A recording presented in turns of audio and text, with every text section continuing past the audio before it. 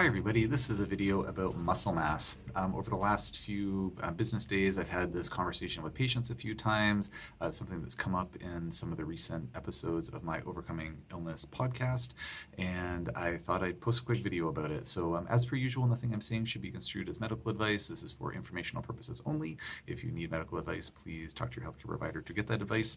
And as I'm recording this video, I feel like the lighting's really odd, so I promise I'm not turning into a ghost. I don't know why it's kind of reflecting weird, but anyways, I'm not turning into a ghost.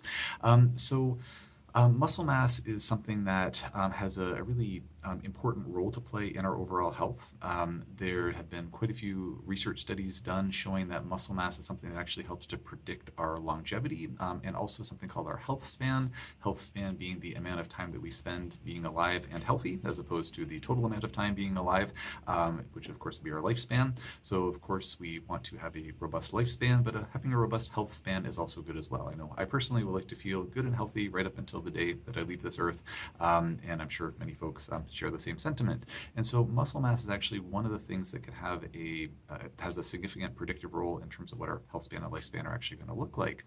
Now, listening to this, if you are, like many of the folks who follow my channels, if you're dealing with complex chronic health issues, you might be thinking like, well, how does this apply to me? Because, I'm not really thinking about pumping iron. I'm thinking about just getting through the next day. I'm thinking about the symptoms that I'm dealing with. I'm thinking about chronic pain, things like that.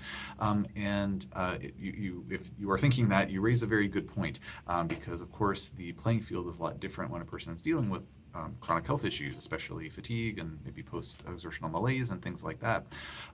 But what I found in my practice is that even when folks are dealing with, notable fatigue issues, if it's feasible to do even a little bit of resistance training, a little bit of, weightlifting or exercise bands or what have you, even that can sometimes provoke or promote benefit to how they're feeling overall. Sometimes it's not possible. If a person is feeling unwell, even exerting themselves a little bit, it's just not the right time. But when a patient is able to start, putting a bit more energy and effort into the kind of the muscle building side of things, it can actually help to move the needle a lot faster in the right direction. For many years, I was of the mindset like, okay, I'm not really going to talk to my patients about this until they're feeling quite a lot better because they're dealing with so much and it's just not really a top priority. But again, as I've learned more about the importance of muscle mass, it actually makes a heck of a lot of sense to try to incorporate it into a treatment protocol for all intents and purposes as soon as we can in the patient's protocol, depending on where they're at in their chronic health journey. Again, if they're so sick they just can't do any kind of work like that, we need to wait. But once they're able to handle it, I think it's worthwhile to bring it into the equation. And it comes down to the simple math of the bigger the size of a person's muscles, the more mitochondria that are required to run that muscle, meaning that when you have bigger muscles, you have more mitochondria. Therefore, you have more energy producing units in the cells. Therefore, you're going to be able to do more work in the body and basically feel better faster. Your metabolism is going to increase.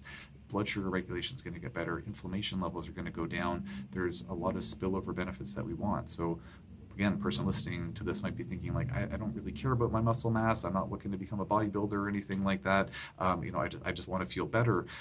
But having more muscle mass, and I'm not talking about bodybuilding amounts of muscle mass, but just having any increase in muscle mass will lead to more mitochondria and the benefits that I just outlined. And it's very much not you need to build, huge jacked muscles. It's just improving muscle mass to any extent can, again, increases the overall mitochondrial density in the body. So I just wanted to share that note. Again, it's something that does have to be nuanced. It's like anything, the right timing and the right prescription, so to speak.